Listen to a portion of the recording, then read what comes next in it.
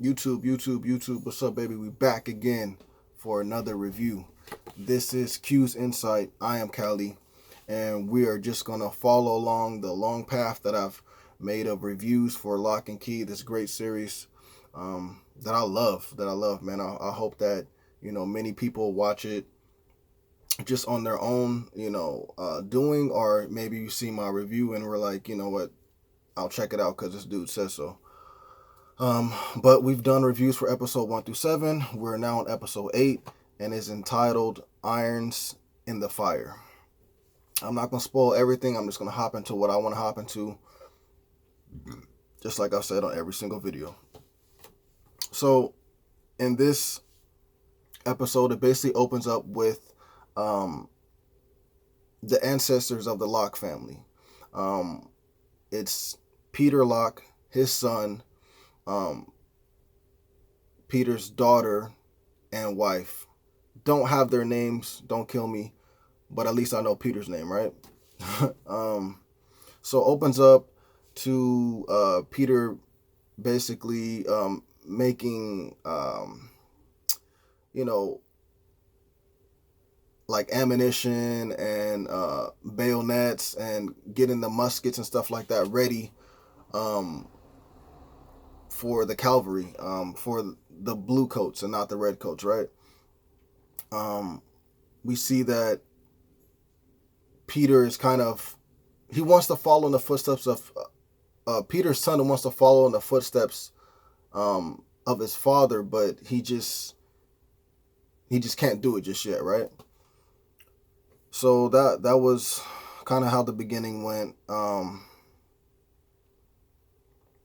And then we see right before the scene ends, we see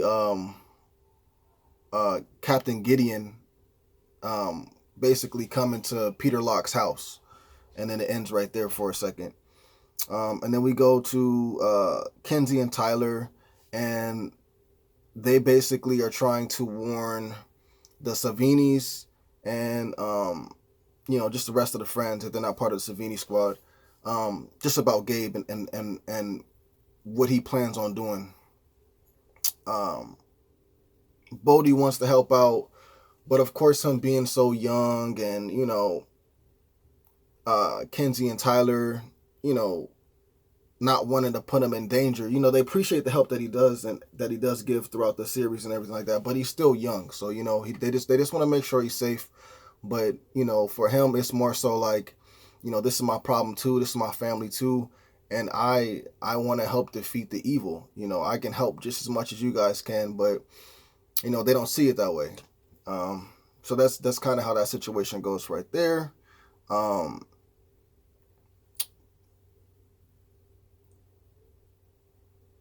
And then we have Duncan. He ends up it's crazy because since Duncan's been fixed with his memory and everything like that, the kids, Tyler, Kenzie, and Bodhi, they've been so wrapped around him and telling him all the problems because he knows everything that's going on, but Nina doesn't know. So she gets to the point where she's starting to feel left out. Things aren't necessarily going particularly right with Josh, and then her family that's always around her, it kind of seems like they're keeping secrets from her, and she's just kind of lost. And Duncan sees that, and he's like, you know what, why don't I come with you to school and help you out with the things that you need to be helped out with. And she's like, that's a great idea. So he kind of lightens up her funk and brings her back up. So they basically head to the school together to do some work. And then we end up seeing a scene where Gabe has made new followers with the demon key. So he's found people, just random people that he felt was going to, help him out and not fight back and just honor the code more so than Eden has. He didn't want no more problems. He just wanted followers to follow, and that's it. So he makes more followers, of course. Eden comes back to Gabe, And, she's like, oh, so I see, you made a new family of followers or whatever, of entities to follow you. And, she's like, well, I'm gonna let you get a chance to come, have me work back for you. And he's like, well, I'm done with you. Like, we're not we're not gonna work together anymore. Like, I already have the help I need, and if I even need more helpers, I can create them. I don't need you no more. I don't want no more, you know, drama with my team that is supposed to be working for me. I'm the head, so I don't want to be fighting against people, that work for me. I already have the Locke family to go against and their friends and stuff like that. I don't have time for that. So she tells Gabe, like, look, well, that's fine. I'm gonna do my own thing, and don't be mad at me when I snap Kenzie's neck. And he's like, he kind of loses it for a second, and is like, he threatens her and says, like, I would really think twice about doing something like that because of the consequences that can come back to you. And at this time, bro, I'm honestly thinking, like, why does he still care about Kenzie? Because we obviously know that Gabe is Dodge, and Dodge is an Echo entity. So why, and it's Lucas in there as well. But why does he care about Kenzie so much? She shouldn't be important anymore. Especially after you've already gotten the demon key and you're able to do everything you need to do. You don't even need her anymore. So why does he still, stay stuck on her? So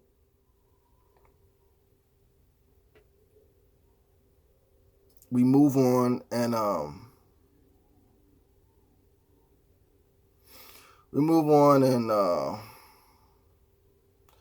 Tyler and Kenzie, they end up going out for a second in the morning, and what ends up happening is they get pulled over by Detective Matuku. Don't kill me if I'm pronouncing that wrong, but he has one of those names, bro. I had a hard time spelling it, yet let alone saying it. So Detective Matuku pulls him over, and he's wearing shades at the time. And Tyler's like, did I do anything wrong? Like, what's going on? And all of a sudden, Detective Matuku pulls down his glasses, and he's like, you're not gonna be able to get away from, Gabe like that. You got to make it. You're in trouble, basically, right? And his eyes shine orange, so obviously they know now at this point Detective Matuku is not really Detective Matuku. He's been transferred or transformed into one of Gabe's followers. So this is a big problem just because of the fact that Detective Matuku is really close with Nino. So yeah, that's a big problem, and that's pretty much self-explanatory. But they end up pulling out, getting out of there, and then he pretty much kind of lets them go. He doesn't follow them. It just was kind of like a scare tactic, So that was that situation right there.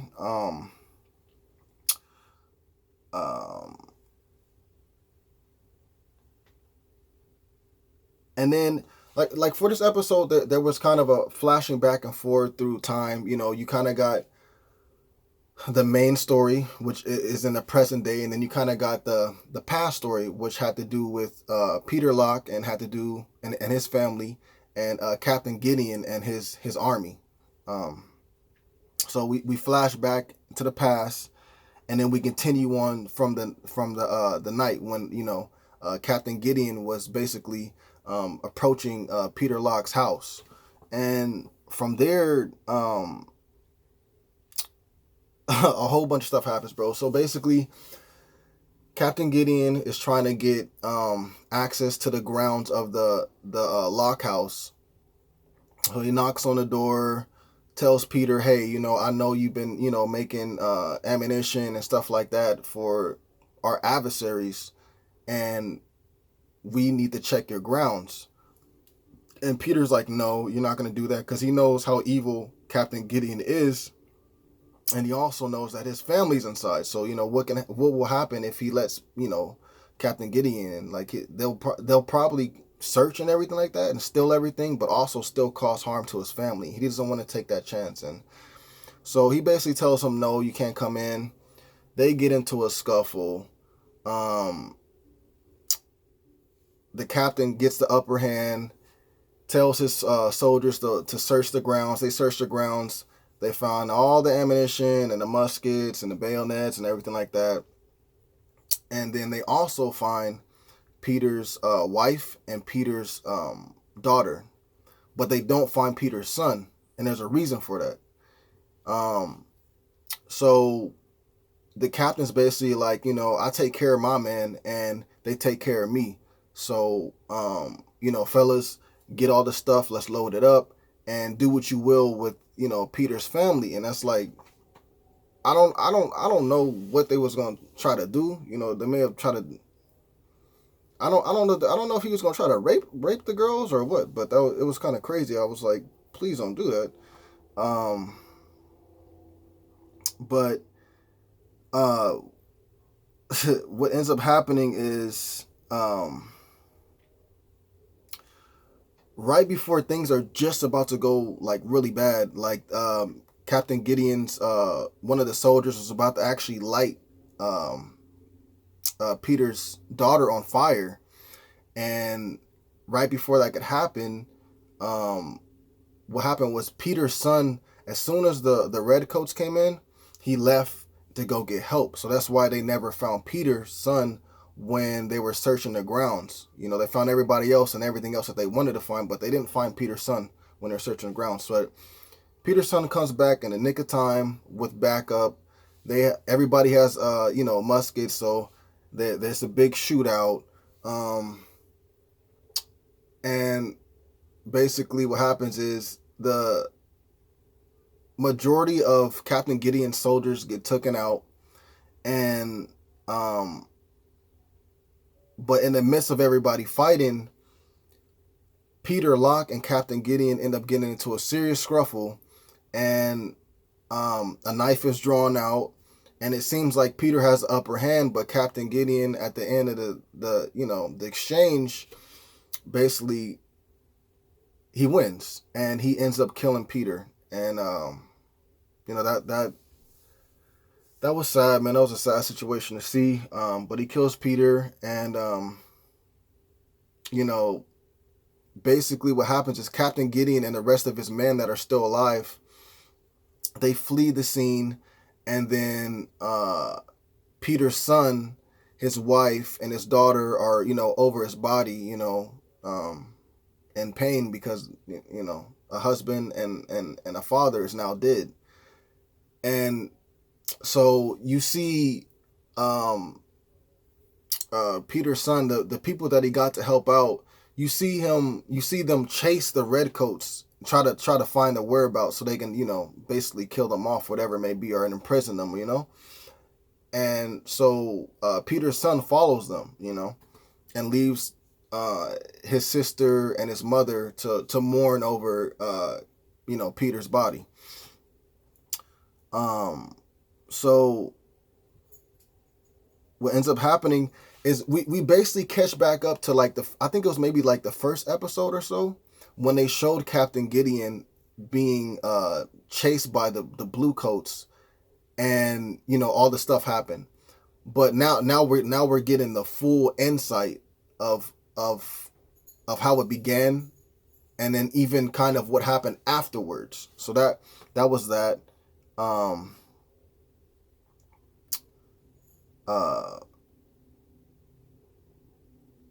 So we flash forward back into the present time, right? And it ends up being that Jamie ends up getting the key back from Josh to the playhouse, that was good. I didn't, because I'm still not trusting Josh at this point, and I don't want him to have any keys, nothing like that, because his great grandfather is Captain Gideon. So I don't know if I don't know if I can really trust him until we get to a certain point. So Savini's, the whole squad, now they know everything, and because Tyler and Kenzie told them, they were able to tell them, like basically basically just everything, just all the whole plans and what Gabe is up to, and the lookout, and whatever else, because it's starting to get to a situation where it's dangerous. Like, people can die from this, and you're trying to prevent that for sure. Like I said, Jamie ends up getting the playhouse key back, and she ends up basically giving it back to Bodhi.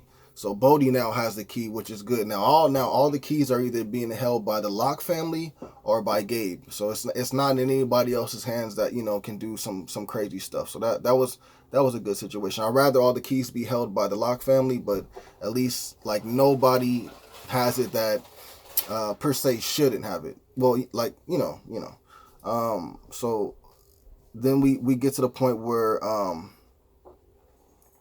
they go back to the past, and then they continue to show some more of what happened to Captain Gideon. As we all know, in that cave, Captain Gideon allowed the Whispering Middle to hit him, and when it did, it turned him into an echo. It didn't turn him into like a regular like entity like how Eden was. It turned him into an echo like how Dodge was. So we all know that with the echoes, they can't be killed in a normal way. They have to be basically prison to the well area at the Locke house. So and I don't even know if they die then. Maybe they just stay prison, but that's just how you keep them there. So they won't be able to cause more damage and stuff like that. So you see him basically at the well, and then they flash forward to a scene where they actually hang Captain Gideon, and he dies. So that was kind of weird, because I thought the whole thing was that Echoes can't die of like regular, like being shot or something like that, but he ended up dying. So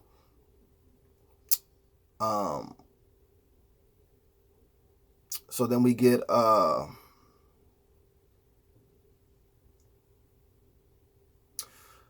we flash forward back into time.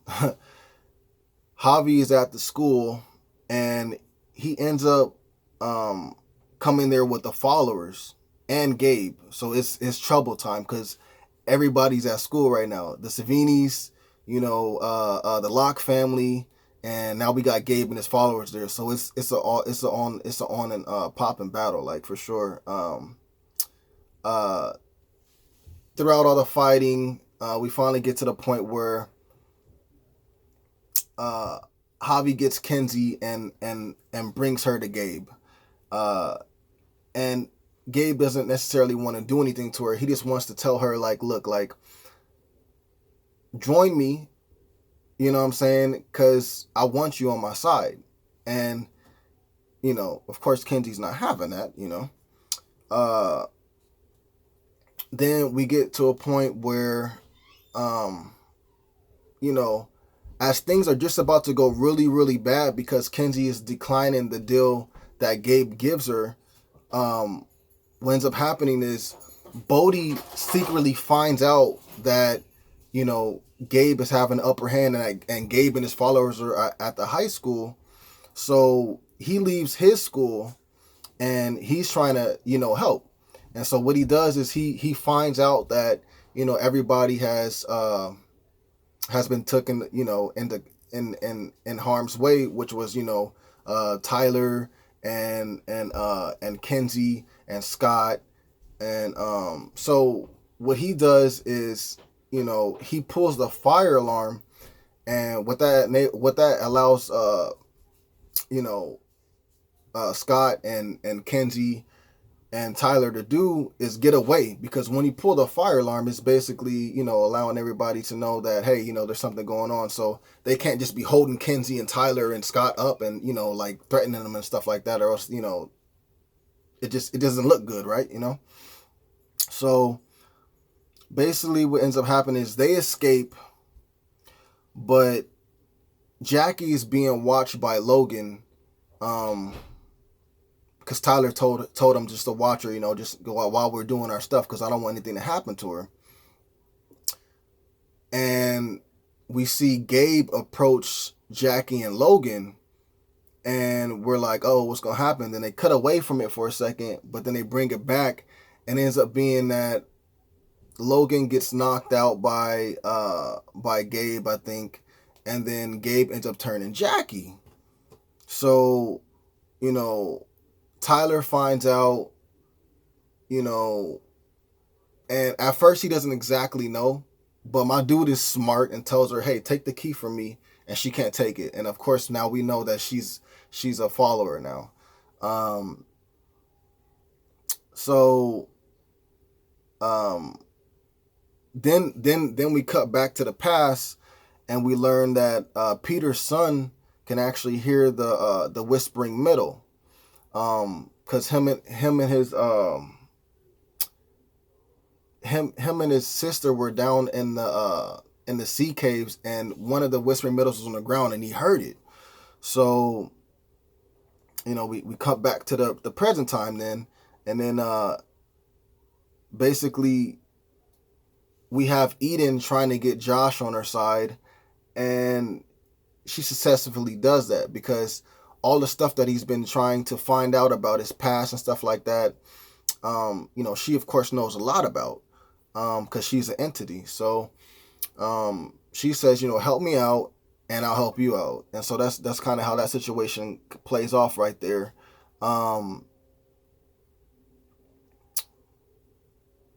Because Jackie is now, you know, a follower, Tyler doesn't want to kill Jackie. That's his girlfriend. So he's like, there's got to be another whispering middle somewhere where I can, you know, make a key and maybe it can reverse what the demon key does. And so Duncan is talking to him, and I think Kenzie is there as well. And then eventually Duncan says something that jogs Tyler's mind, and he ends up finding another whispering middle.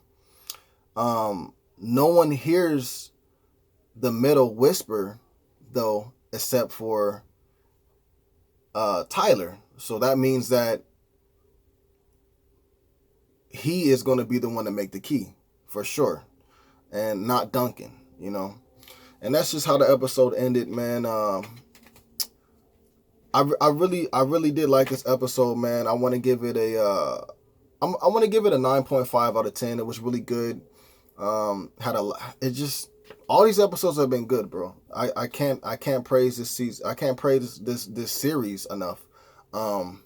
But if you guys seen the episode, let me know what you guys thought in the comments down below.